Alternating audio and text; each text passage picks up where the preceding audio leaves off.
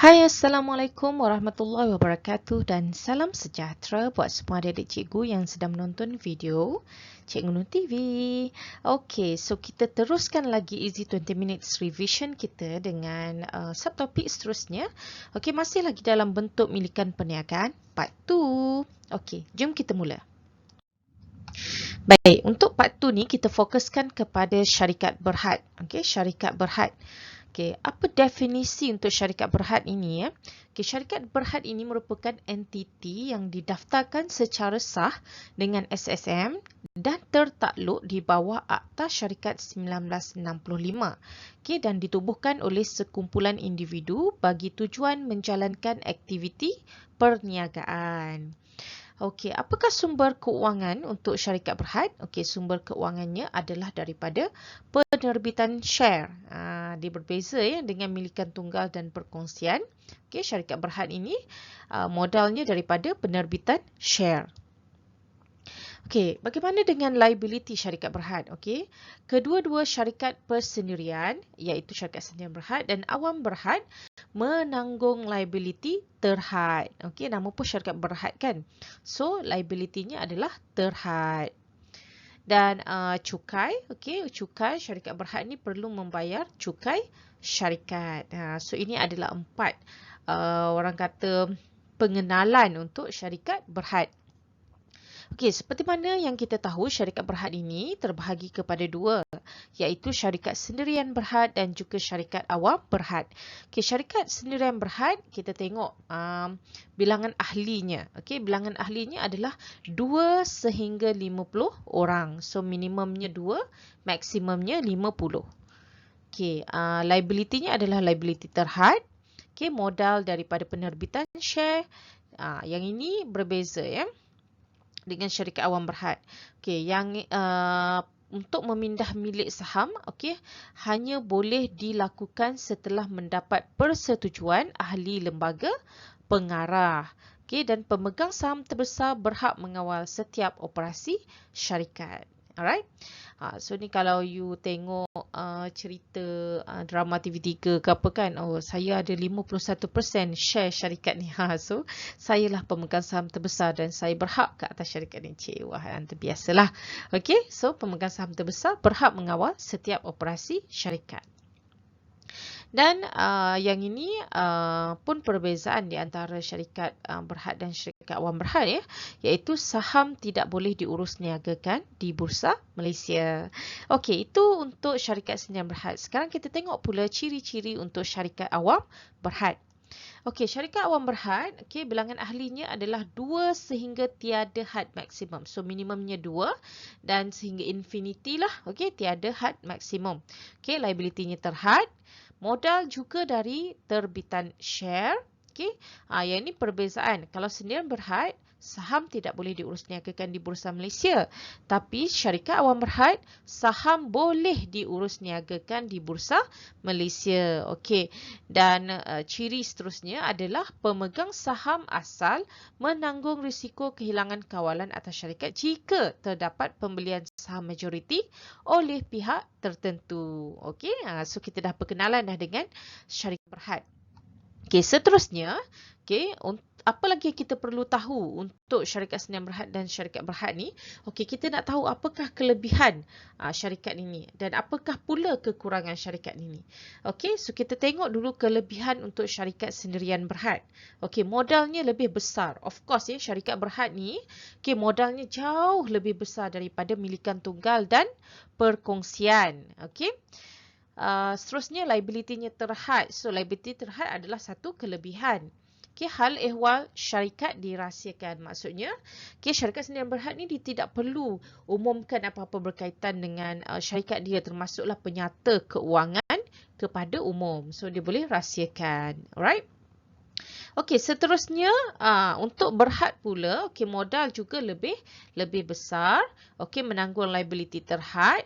Okey, syarikat berhad ini dapat menikmati ekonomi bidangan, okey, dan kewujudannya adalah kekal.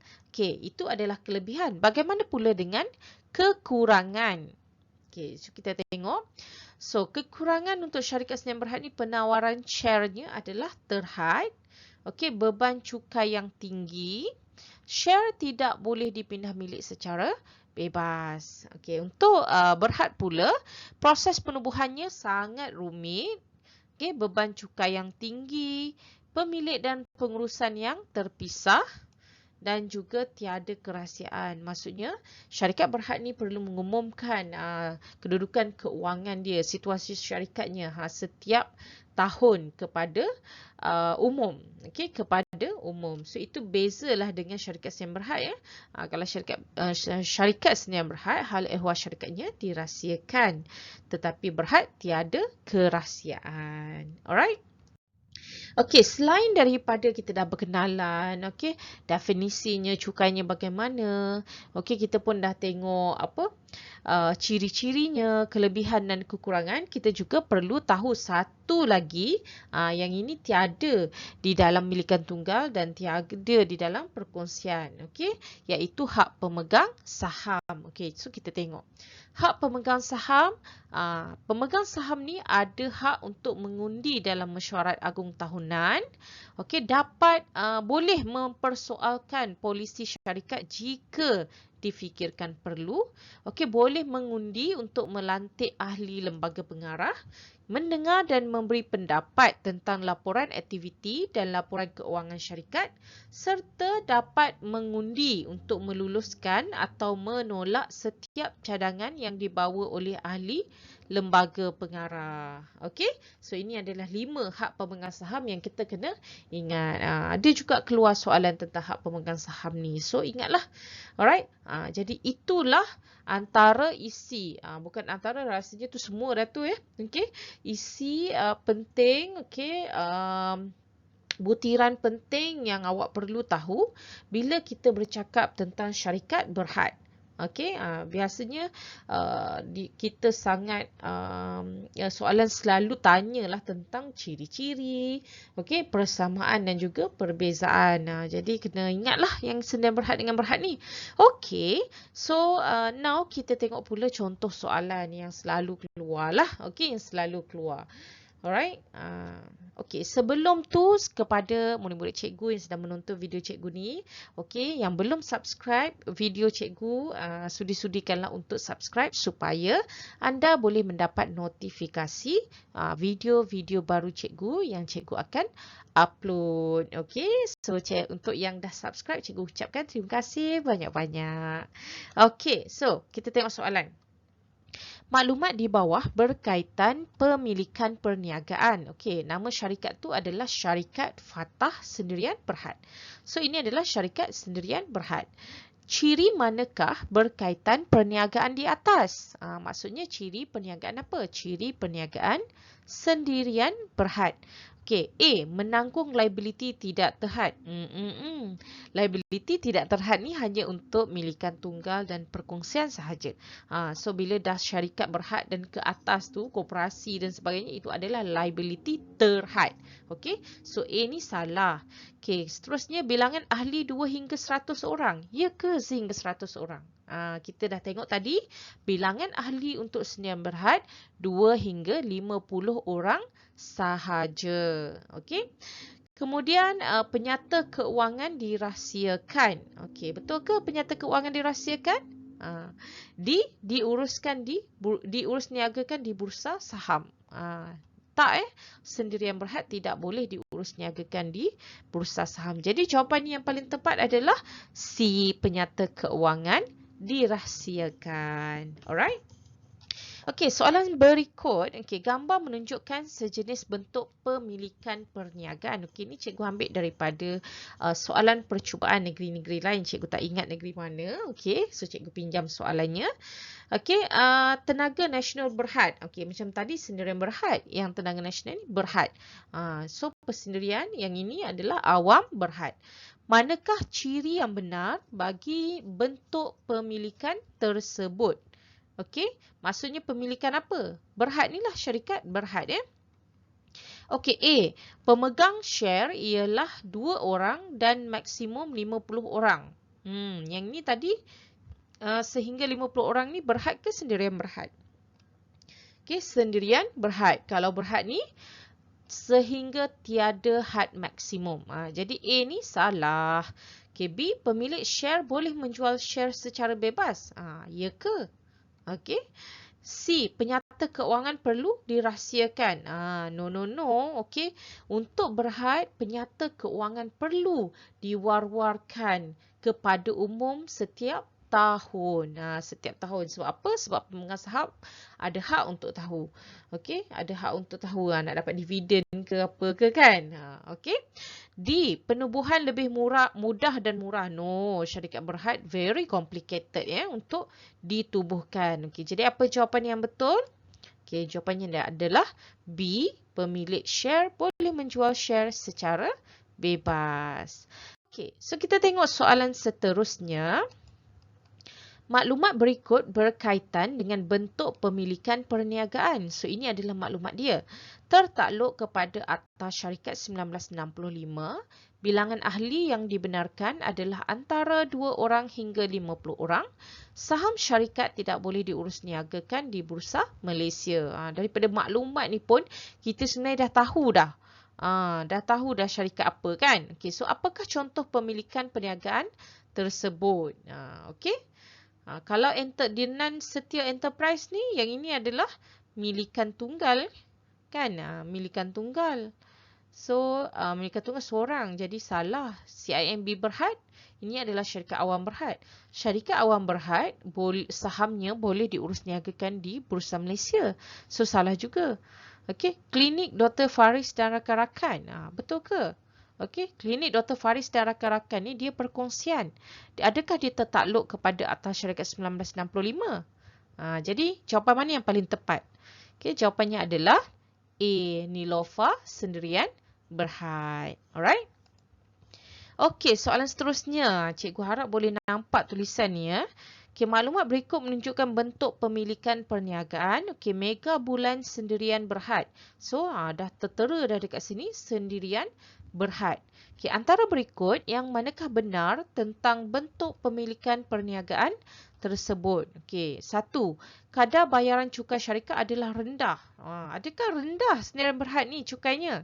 Okey. 2. Semua pemegang saham menanggung liability yang tidak terhad. Kan cikgu kata tadi, tidak terhad hanya untuk milikan tunggal dengan perkongsian biasa sahaja. Okey, so nombor 2 salah, nombor 1 pun salah. Jadi tinggal 3 dan 4. So tengok 3 dan 4 ni betul tak? Okey, bilangan ahli yang dibenarkan adalah antara 2 orang hingga 50 orang. Betul ya? Okey, untuk sendirian berhad 2 hingga 50 orang. Okey, yang keempat, milik saham hanya boleh dipindah selepas mendapat kebenaran ahli lembaga pengarah. Dia tidak bebas untuk pindah milik saham. Dia perlu mendapat keizinan daripada ahli lembaga pengarah. So, jawapan yang betul adalah 3 dan 4 iaitu D. Alright? Okey, seterusnya ada juga soalan yang buat perbandingan macam ni ya. Okey, pilih penyataan yang benar tentang perbezaan. Ni nak perbezaan syarikat sendirian berhad dan syarikat awam berhad. Okey. So yang belah kiri ni syarikat sendirian berhad, yang belah kanan ni syarikat awam berhad. Okey, tengok syarikat sendirian berhad. A, bilangan ahli sekurang-kurangnya 2 dan tiada had maksimum. Yang ni pun kita dah nampak dah salah. Betul? Dia terbalik. Ini terbalik. Jadi A salah. Okay, B, laporan keuangan akan diumumkan kepada orang ramai.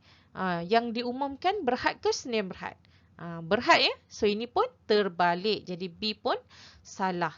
Okay, C, pemegang saham menanggung liability tidak terhad. Adakah pemegang saham sendirian berhad ni liability tidak terhad? Yang ni betul. Kan, menanggung liability terhad. Tapi yang ini salah. Okay, jadi C pun salah. Jadi, tinggal D. Okay, saham tidak boleh diurus niaga di Bursa Malaysia. Okey, yang syarikat awam berhad pula saham boleh diurus niaga di Bursa Malaysia. Jadi jawapannya adalah D. Alright? Okey, kita tengok pula soalan AC. Okey. Yang ni pun cikgu ambil daripada soalan percubaan ya, soalan percubaan negeri-negeri lain. Okey. Gambar 5 menunjukkan 2 jenis milikan perniagaan. Yang belah kiri ni percetakan PNR sendirian berhad. Yang belah kanan ni adalah Berjaya Land Berhad. Okey. So bandingkan bentuk pemilikan perniagaan di atas 6 markah. So kalau soalan bandingkan ni, soalan bandingkan ni kita perlu berikan persamaan dan perbezaan. Okey. Kalau soalan dikata bezakan, kalau bezakan tu kita perlu bezakan, tapi kalau dikata bandingkan maksudnya kita perlu berikan persamaan dan juga perbezaan. So markah dia 6 markah dekat sini. Okey. So jawab dulu yang persamaan. Okey, persamaan antara percetakan PNR, Sendirian Berhad dan Berhad Land Berhad ialah, okey, yang ini Berjaya Land Berhad ialah, yang ini adalah kepala ayatnya. Okey. Didaftarkan di SSM. Okey, tertakluk di bawah atas Syarikat 1965 2016. Okey, pemilik saham mengundi untuk melantik lembaga pengarah. Okey, tanggungjawab pengurusan syarikat diuruskan oleh lembaga pengarah. Pemilik saham menanggung liability terhad. Hayat syarikat berkekalan. Keuntungan dikenakan cukai syarikat. Ahli minima 1 orang. Terima lain-lain yang munasabah. Okey. So, persamaan antara syarikat Sendirian Berhad dengan Berhad ni, okey, bolehlah ambil mana-mana point di sini, mana-mana point di sini. So kalau macam markah dia 6, mungkin kita boleh bagi persamaan ni 2. Okey, perbezaan tu kita bagi 2 juga. 2 juga, tapi ada 4 point lah dekat situ, kan? Okey, kita tengok pula perbezaan. Perbezaan antara percetakan PNR Sendirian Berhad dan Berjaya Land Berhad ialah, okey, walaupun kita buat dalam bentuk table macam ni, tulis juga kepala ayatnya. Okey, so ni perniagaan A, ini adalah perniagaan B. Okey, bilangan maksimum ahli 50 orang. Perniagaan A ni adalah Sendirian Berhad. Okey, so kalau kiri kita bercakap tentang ahli, kanan pun kita kena cakap tentang ahli. Jangan sini tentang ahli, tapi dekat yang sebelah dia ni tentang saham. Tak boleh.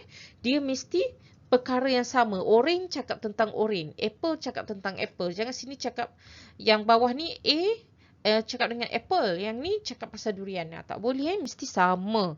Okey, ada perkataan Sendirian Berhad di hujung nama syarikat. Yang ni Berhad. Okey. Laporan keuangan tidak perlu disebarkan kepada orang ramai. Yang B, laporan keuangan wajib disebarkan kepada orang ramai. Okay, share tidak boleh dipindah milik tanpa persetujuan. Okay, share bebas dijual beli di Bursa Malaysia. Yang ni boleh tulis juga, share tidak boleh diurus niagakan di Bursa Malaysia. Yang ni boleh diurus niagakan di Bursa Malaysia pun boleh. Okay, so bagi contoh dah ada dekat dalam ni. Okay, percetakan PNR Sendirian Berhad, Berjaya Land Berhad. So bolehlah bagi 2 point. 2 point mana-manalah di antara perbezaan ini.